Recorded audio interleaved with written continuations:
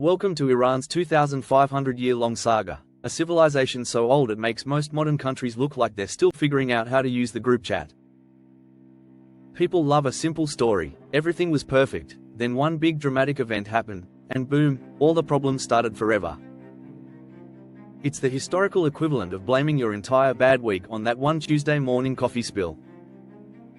Today we're tackling one of those tempting, single plot twist moments in Iran's history. Did a major change centuries ago suddenly curse the whole timeline? Spoiler: history doesn't work like a cheap Netflix reboot. It's messier, funnier, and way more interesting. Grab your popcorn. Or better yet, some Persian tea, and let's unpack this with zero finger pointing and maximum curiosity. Let's set the stage in the early 7th century.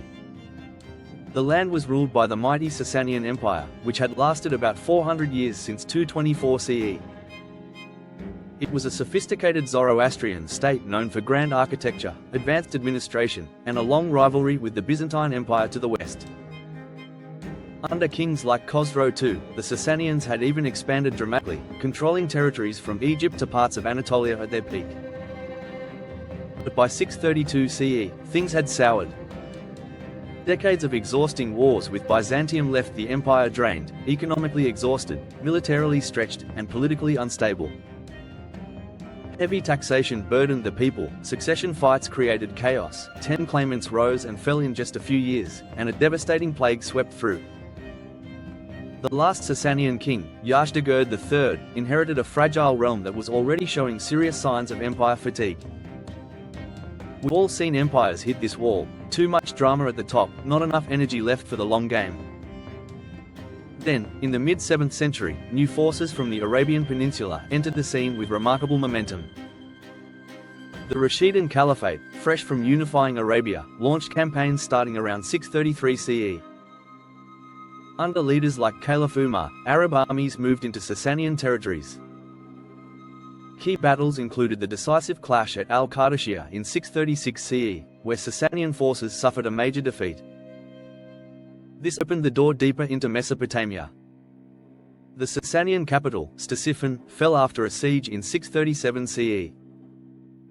Another crucial confrontation came at Nahavand in 642 CE, sometimes called the Victory of Victories, by the conquering side. By 651 CE, Rashidun III had fled eastward and was killed near Merv. The centralized Sasanian state effectively ended after a long and dramatic shift. Think of it as one very thorough corporate restructuring, complete with horses, strategy, and the end of an old management era. The old empire had clocked out after an exhausting shift. Here's where popular storytelling often oversimplifies things. The political conquest was relatively swift in the core areas, but the deeper cultural transformation was anything but instant. It unfolded gradually over centuries, like your stubborn uncle finally upgrading from a flip phone, slowly, with some resistance and plenty of holdouts. In the early decades under the Umayyads and then Abbasids, many Persians continued their traditional Zoroastrian practices and paid a special tax as protected non-Muslims. Urban centers tended to adapt faster for social and economic reasons, while rural villages took their sweet time. By around the 9th to 11th centuries, the majority had shifted to the new faith, but Persian identity didn't vanish. The language evolved into New Persian, enriched with new vocabulary yet still distinctly Persian. Ancient festivals like Nowruz continued to be celebrated, and many pre-Islamic customs quietly persisted in daily life. The Persians, true to form, didn't simply disappear, they began shaping the new order in their own sophisticated way. Far from marking total collapse, this era became one of remarkable intellectual and cultural contributions. Persian talent went into overdrive. Scholars such as Avicenna, Ibn Sina, produced groundbreaking works in medicine, philosophy, and science that influenced the world for centuries. Mathematicians and astronomers made lasting advances, while administrators and viziers helped run the vast Abbasid Caliphate with Persian efficiency and bureaucratic know-how. Poets like Ferdowsi composed the monumental Shahnameh, an epic that preserved ancient Persian legends, kings, and myths in beautiful verse, acting like a cultural life raft. Later figures such as Rumi and Hafiz added layers of mystical and lyrical depth that still resonate today. The Persians didn't just survive the transition, they helped make the broader regional era intellectually vibrant and artistically rich. Not bad for a conquered people, right? Hundreds of years later, around 1501, another significant chapter opened with the rise of the Safavid dynasty. Founder Shah Ismail I and his successors decided on a bold state-level policy. They established a new official religious direction for Iran. This move helped unify the territory against powerful Sunni neighbors like the Ottoman Empire and gave the country a sharper, more distinct identity. It also elevated the role of religious scholars within society, creating a unique blend of political and spiritual authority that would influence Iran for centuries. Politics and faith doing their usual intricate dance, complicated, strategic, and very human.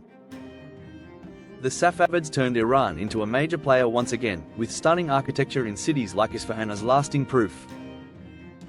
So, did that distant 7th century change cause every single problem Iran has encountered since? History says not quite. No single event gets to claim all the drama. Iran has weathered many storms across its long timeline. In the 13th century, the Mongol invasions under Genghis Khan and later Hulagu Khan brought devastating destruction. Cities like Nishapur and Herat were ravaged, populations suffered enormously, and vast areas were turned upside down. The Mongols established the Ilkhanate in Iran, but the human and economic cost was immense. Later periods saw further pressures, invasions by Timur, competition over trade routes, and in more modern times, foreign interference during the Qadisiyyah era, oil politics, rapid 20th century modernization under the Pahlavis, and the seismic shift to the 1979 revolution. Empires rise, overextend, face invasions, adapt, and sometimes reinvent themselves. Blaming one chapter for everything is like blaming the first plot twist for the entire novel's complications, entertaining, but incomplete. What truly shines through this entire saga is Iran's extraordinary resilience and cultural staying power. Conquered multiple times, by Arabs, Mongols, Turks, and others, Persian identity refused to fade. Instead, it absorbed influences, Persianized rulers and administrations, and kept core elements alive: the language, poetic tradition, garden aesthetics, and that deep sense of historical pride. Festivals like Nowruz, with their ancient roots, continued to bring people together. Epic stories and art forms evolved but never lost their Persian soul. It's almost comical how often outsiders thought they could erase or fully replace this culture, only for it to re-emerge, refined and confident. Like a good wine that improves with age and the occasional shake-up. The story of Iran is not a simple before and after tale. It's a rich, 2,500-year rollercoaster of empires, invasions, gradual changes, intellectual golden moments, and repeated reinvention. Cultural and political shifts happen slowly, shaped by exhaustion of old powers, new arrivals with energy, strategic decisions by rulers, and the enduring adaptability of the Persian people. Understanding this full, messy, and magnificent history encourages us to view today's Iran with greater perspective, respect for its depth, and appreciation for its remarkable continuity. No single moment defines it all, resilience does. What part of this long journey surprised you the most, or what would you like to explore next? Share your thoughts thoughtfully in the comments. Thanks for joining this witty, balanced walk through Iran's fascinating history. Like and subscribe for more educational journeys that respect complexity. Remember, history is complicated, and that's exactly what makes it worth learning. Help us restore our republic. Vote Rachel Davis for US Senate this November 3rd.